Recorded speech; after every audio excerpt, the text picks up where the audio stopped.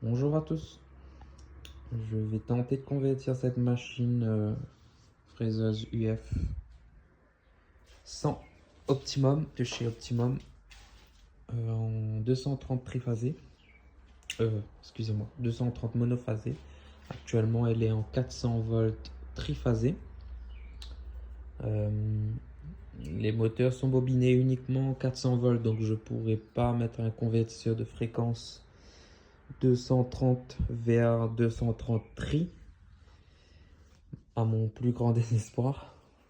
Ces variateurs-là, ils sont un peu plus fiables que les variateurs de fréquence 230-400 tri. Mais bon, on n'a pas le choix. Où je réside, j'ai pas trop le choix. Il n'y a pas de marché, il n'y a pas de machine-outil sur le marché. Donc on se contente de ce qu'on a. J'ai fait l'acquisition de ça très récemment. J'aurais préféré une Gambin ou une Dufour, mais malheureusement, on n'en a pas ici. Donc voilà, c'est un peu le bordel chez moi parce que je suis en pleine construction du petit atelier. Je suis passionné d'usinage, amateur, non, débutant plutôt, excusez-moi. J'avais une petite fraiseuse chinoise, pardon, mais voilà, je l'ai vendue pour justement acquérir celle-ci. Donc j'ai déjà commencé un peu le boulot, comme vous voyez un peu. J'ai déjà vidé pas mal, installé le premier variateur. Donc c'est des variateurs, comme je disais, 230 fait à 400 tri. Je souhaite garder le maximum de contacteurs, disjoncteurs, moteurs, etc. En utilisant la boîte à boutons qui se situe ici aussi. J'ai travaillé sur un petit schéma, un croquis plutôt. Bon, je vous montre pas dans les détails parce que c'est pas, je suis en train de finaliser un peu au propre. C'est un croquis, hein, parce que les schémas, on doit respecter les symboles, etc. Sauf que ben moi, je fais ça à main levée. Donc voilà, on est parti. Pourquoi une vidéo sur YouTube? Et ben pourquoi pas? Pourquoi pas? J'ai envie de partager un peu ma passion. Pas forcément mon savoir. J'essaie d'apprendre un peu tous les jours. Je suis technicien de métier, technicien de maintenance. Mais bon, je suis encore jeune et j'apprends énormément encore sur le terrain. J'aime tout ce qui dit la mécanique, ben, l'usinage principalement. C'est pas mon métier. J'aimerais peut-être en faire un plus tard, en devenir un usineur. Voilà. Donc là, j'explique aussi en même temps ce que je fais. Je vais enlever tous les boucles. Je vais enlever tous les boucles parce que j'ai pas le schéma d'origine. J'ai pas envie de trop m'embêter. J'ai pas envie de trop m'embêter à chercher, à perdre du temps, à rechercher de tout ressavoir, sachant que je vais tout modifier. Donc j'enlève tous les boucles. Je vais garder uniquement de câbler les câbles qui vont à l'armoire électrique. Et pour revenir à mon sujet, j'ai plein de petits projets dans la tête et aussi qui sont en train de se concrétiser. Si ça plaît bien le format de vidéo, bon, c'est ma première, hein, c'est ma première vidéo, comme je disais.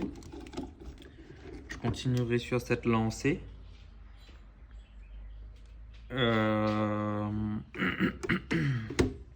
Je souhaite faire un découpeur plasma aussi, qui est déjà bien avancé sur papier, en suivant le guide d'EasyFac.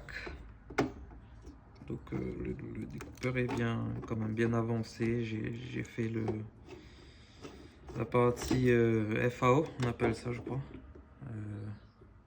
CAO, conception assistée par ordinateur, c'est ça. Sur Fusion, j'ai modifié un peu le style de table. Le sien, il est en aluminium, je crois, si je dis pas de bêtises. Il en avait fait deux. Moi, je vais le faire en 100% ferraille.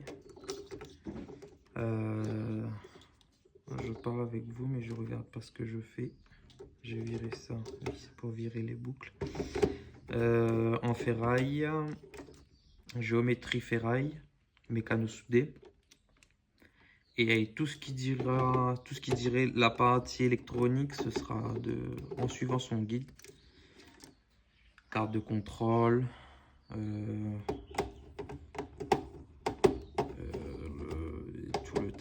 tout le tas de bazar, quoi, j'ai envie de dire. Excusez-moi, je m'exprime pas forcément correctement en français.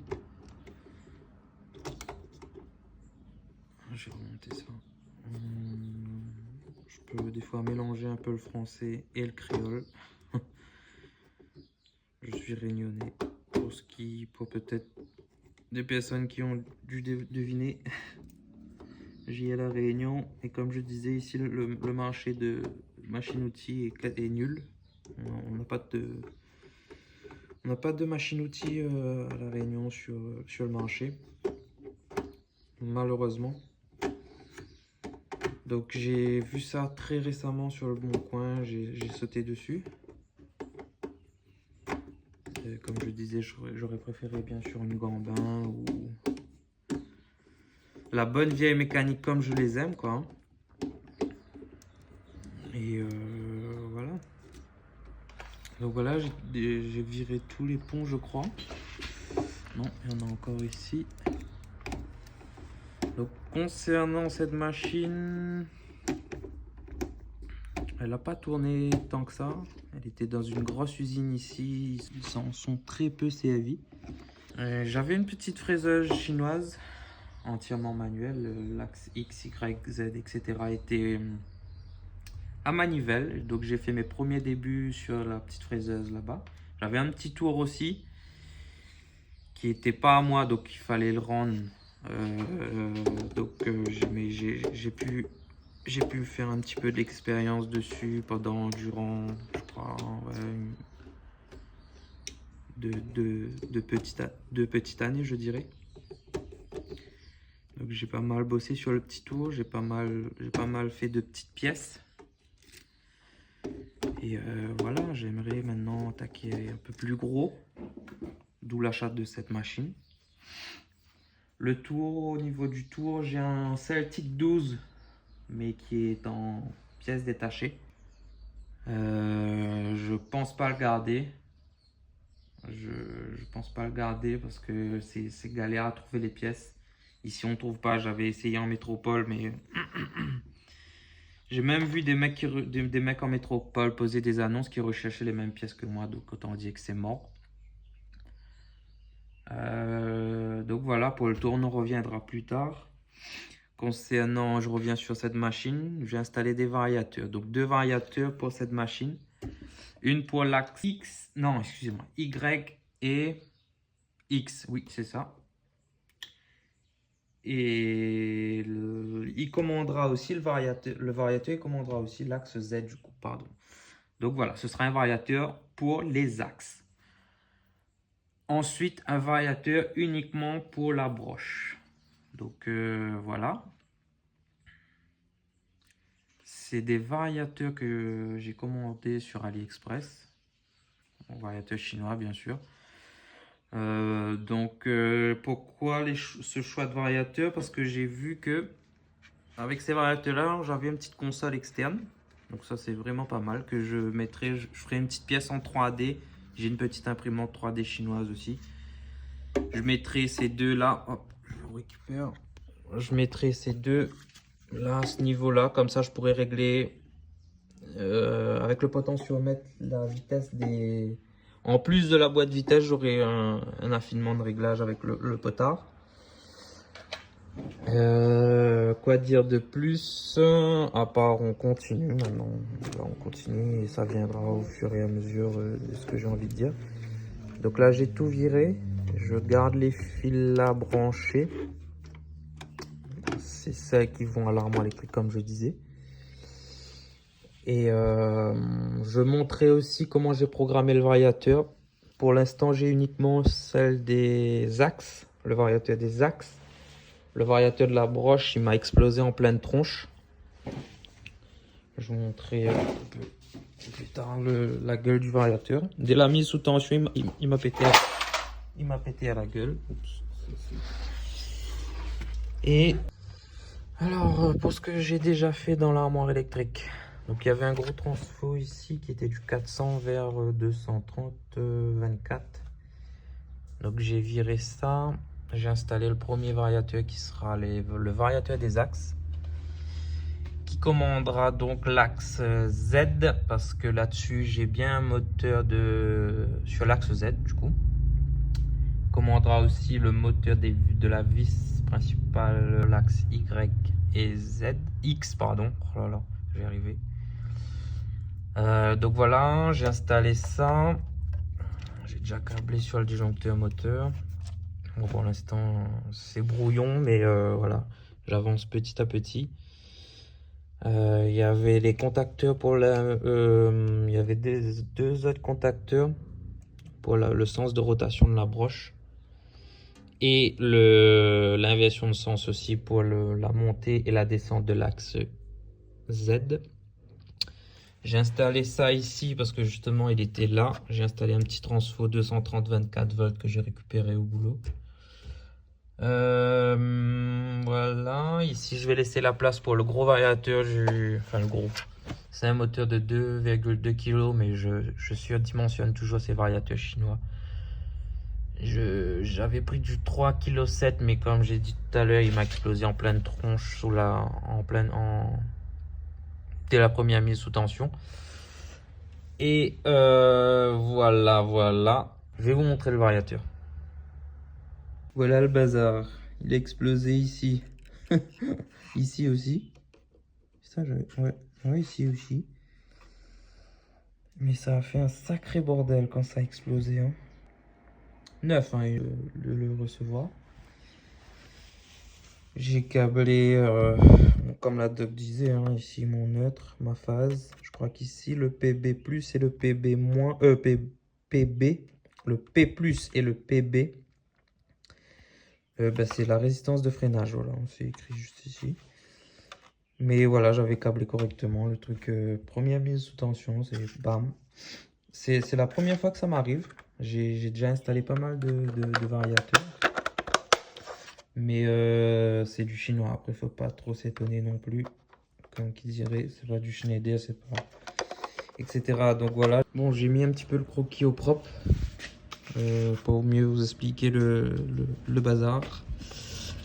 Donc pourquoi déjà, je pense que c'était une poseront la question, pourquoi pas un variateur pour chaque moteur? Ben budget, question de budget. Donc là je vais vous expliquer rapidement mon croquis. Ne m'incendiez pas les électriciens, hein. C'est vraiment un croquis. J'ai pas respecté les normes, j'ai pas respecté aucun truc là-dessus. Là c'est un croquis, je répète. Donc voilà, j'ai une partie, on va dire puissance commande. Parce qu'en fait, il faut absolument pas commuter les contacteurs lorsque le variateur est en marche.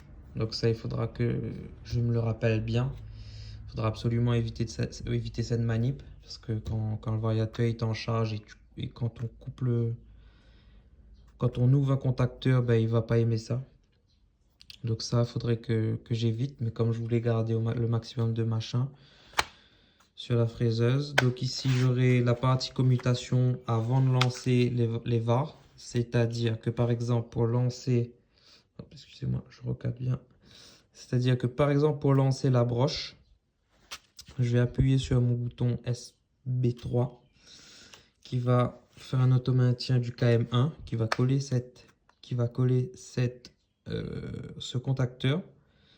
Donc le disjoncteur moteur, il sera bien évidemment fermé.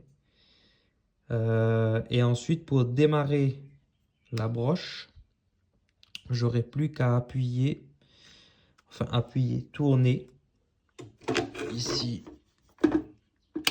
dans un sens ou dans l'autre. Et ce bouton là, il est ici, voilà, il est ici, couplé avec le bouton arrêt broche. Si je sais pas, j'ai une urgence ou quelque chose comme ça, je viens appuyer sur le bouton arrêt de broche Et ça viendra ouvrir le circuit qui est commuté. Et ça arrêtera le variateur du coup. Ah oui, mais ça arrêtera. Ben vous voyez, j'ai fait une connerie.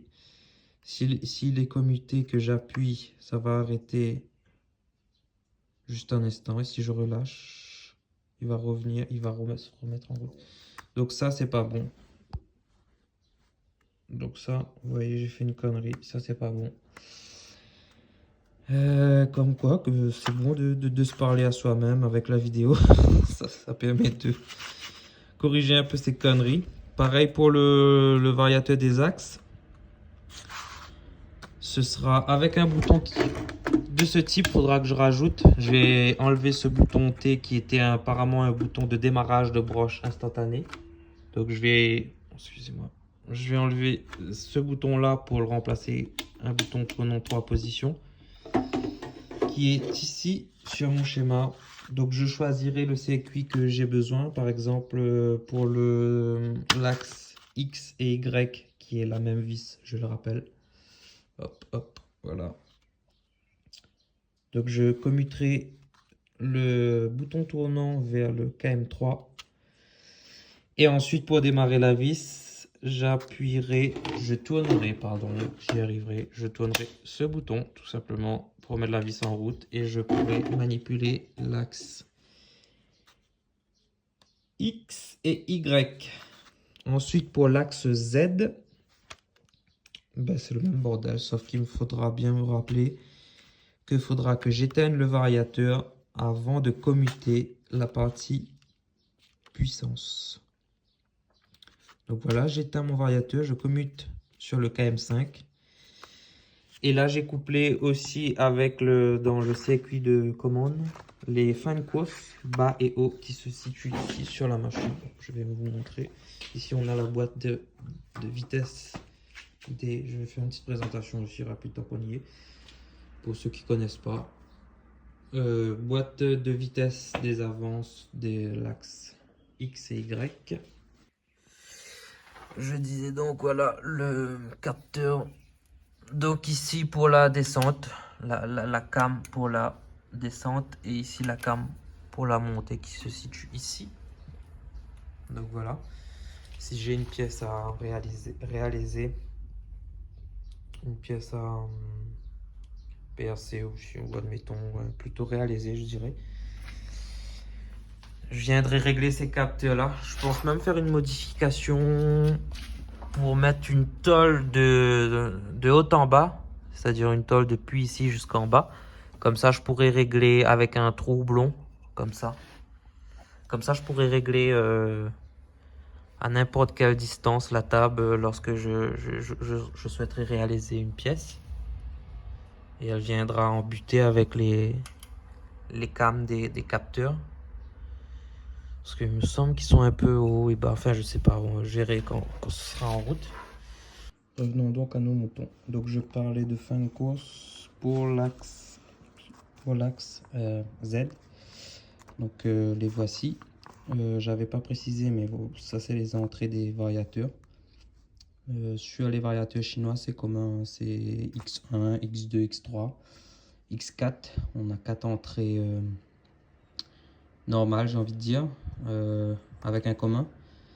Donc pas de 24 volts sur les entrées de variateur, c'est uniquement commuté avec le commun. Enfin, je sais pas si je m'explique correctement. Donc voilà. Je donne un exemple. En cas de montée, j'appuie sur le bouton pour soit monter qui sera situé ici, montée de la table. Et quand je viendrai en butée, il viendra ouvrir le circuit, donc il coupera mon variateur. Et voilà, il arrêtera la montée. Donc voilà pour ce qu'il en est pour le schéma. On aurait pu faire beaucoup plus simple effectivement, en évitant cette partie là, en mettant uniquement les variateurs en démarrage direct, même sans les disjoncteurs moteurs et les contacteurs. Mais voilà, comme je commande plusieurs moteurs avec deux variateurs du coup, je suis un peu obligé de passer par là, mais ça me dérange pas d'avoir un petit peu plus de boulot en plus, D'autant plus que je voulais garder le maximum de boutons ici pour essayer de garder la machine d'origine au maximum. Et puis, ben voilà pour l'explication. J'espère que ça a été un peu clair. Excusez-moi, je m'exprime peut-être pas correctement. Donc, voilà. On a une visu d'origine installée sur la machine. On a aussi... on a quoi? On a on a le manivelle pour l'axe Z. À ma grande surprise, quand j'ai fait des recherches sur Internet, j'ai remarqué que c'est très rare de trouver les UF100. Enfin, très rare. C'est pas... On ne voit pas souvent les Optimum UF100 avec les moteurs de l'axe Z. Et je me dis que c'est très bizarre. Et comment ça se peut déjà? Pourquoi? Bon, moi, je l'ai... énorme chance pour moi. Parce que réaliser une pièce, parce à mon sens, on surface beaucoup avec une fraiseuse, mais on réalise autant qu'on surface. Vous me direz ou pas. Donc, réaliser une pièce avec ça, elle est débrayable en fait. Mais elle pèse même. Enfin, en plus, c'est pas très pratique parce qu'il faut appuyer. Oh, j'ai réussi avec. Voilà, il faut appuyer et monter la table. Mais putain, le bordel, il est pas pratique. Donc moi j'ai le moteur, j'ai la chance. Donc voilà, ici on a la boîte de vitesse pour la broche. Apparemment, j'avais posté une question sur USM Fabrication. Apparemment les gars ils aimaient pas tellement cette chinoiserie. Du fait que déjà la boîte de vitesse des avances qui se situe ici et la boîte de vitesse pour la broche n'était pas génial au niveau des vitesses. Bon ben moi j'aurai des variateurs, j'aurai encore une plage de réglage supplémentaire, donc je pense pas être un souci. Et voilà, je suis pas expert, donc je vous dirai ça quand même. On verra ça ensemble. Il y avait une lumière de travail ici, mais ils l'ont enlevée. Je sais pas pourquoi. Et un petit graissage lubrification centralisée. On a les têtes graisseurs aussi sur l'axe Z que j'ai pu voir à l'arrière. Je pense que c'est de la graisse spécifique, c'est pas de la graisse qu'on peut mettre dans les pelleteuses par exemple. Vous me direz ou pas si c'est ça ou pas là-dessous aussi. Pour la vis, j'ai vu qu'il y a un graisseur ici, pareil, je pense que ça doit pas être de la graisse normale. Je pense que ça doit être comme le graissage centralisé, ça doit être de l'huile qui corrode pas, qui colle pas. Enfin, pas qui colle, c'est pas qui colle l'huile apparemment, on m'a dit. C'est surtout qui empêche l'usinage du truc en gros, quoi. Parce que s'il y a du copeaux là et tu mets n'importe quelle huile, apparemment, ça viendra coller, ça viendra usiner les glissières. Excusez-moi. Et ben voilà hein, pour la présentation. Une tête universelle, ça s'appelle apparemment aussi. Donc voilà. Je reviens à mon schéma rapidement. J'avais pas parlé de la pompe de lubrifiant. Il est sur le même variateur de la broche aussi. Il sera commandé uniquement par la partie puissance. Ici, avec le bouton. Il est où? Ouais, là, juste là. Parce que c'est une pompe en 400 aussi. Si c'était une pompe bobinée en 230, j'aurais mis un petit variateur, étant donné qu'il fait que un condensateur, pardon, étant donné qu'il fait que 40 watts. Sauf qu'ils ont tout mis cette machine en 400 volts, donc je sais pas trop. Apparemment, on a plus de couple quand le moteur est bobiné de cette façon. En tout cas pour les moteurs des axes et de la broche. Mais voilà, je vois pas trop l'intérêt pour... enfin, peut-être économique, je sais pas. Donc voilà. Vous me direz quand j'inverse le sens de rotation de la broche, ça inversera aussi le sens de rotation de la pompe lubrification. Oh là là, excusez-moi. Mais oui, effectivement. Et ce n'est pas tellement un problème parce que c'est une pompe centrifuge, j'aurai un peu moins de débit normalement. Mais ça cassera pas la pompe, ça bloquera pas. C'est pas une pompe à palette, c'est une pompe centrifuge comme je viens de le dire. Donc ça devrait le faire. On verra si ça fonctionne, ça fonctionne. Si ça fonctionne pas, au pire je changerai.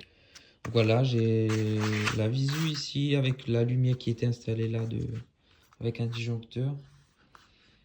La visu, je l'ai recablée. Pour l'instant, la lumière, je vais laisser comme ça. Je vais installer une lumière sur la fraiseuse là, prochainement. Donc voilà pour ce qui est schéma. J'espère que vous comprendrez un peu plus mon principe, le principe de fonctionnement que je souhaite faire. Ça, je sais pas par contre. Je pense que c'était sur un capot. J'ai acheté, c'était déjà comme ça. Un capot là, je pense. Juste ici. On continue sur la boîte à boutons. J'ai récupéré mon 24 volts qui sera le fil numéro 2. Je vais l'enlever, qui est déjà dévissé. Excusez-moi, vous voyez pas. Je récupère mon 24 volts qui sera le numéro 2, le fil 2. Je vais l'envoyer dans l'arrêt d'urgence qui se situe. Et ensuite, on va continuer tranquillement.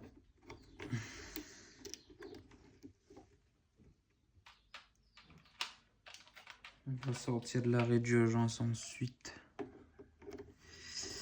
Donc j'explique un peu qui savent pas trop en élec. Donc là, on va sortir de l'arrêt d'urgence, on va aller dans le présence tension. Je récupère le maximum de fils que je peux. Ça c'est parfait. Tac, tac. Voilà, on avance doucement. Je vais pas tout filmer parce que je pense que la vidéo dure déjà à peu près 20 minutes. Putain, je n'arrive même pas à le serrer. Une trentaine de minutes. Je sais pas si ce format l'appelait, donc pour une première, on va dire que ce sera la partie 1 qui était principalement la présentation de ce que je voulais faire et un peu de câblage. Donc voilà, on arrive à la fin de cette vidéo que je pense qui est assez long. Désolé pour le montage, je suis pas technologie comme on dirait. J'espère que ça a plu. Si ça a plu, tant mieux. Je vous dis à bientôt. N'hésitez pas à mettre en commentaire ce qui est bon à améliorer. Donc si ça plaît, forcément j'investirai dans un petit micro-cravate, un petit trépied, etc. Parce que là pour l'instant je filme avec le téléphone. Donc voilà, si ça plaît, bien sûr que je vais essayer d'améliorer tout ça. Encore merci à tous pour ceux qui ont resté jusqu'à la fin et n'hésitez pas à mettre en commentaire encore une fois. Merci à tous, à bientôt.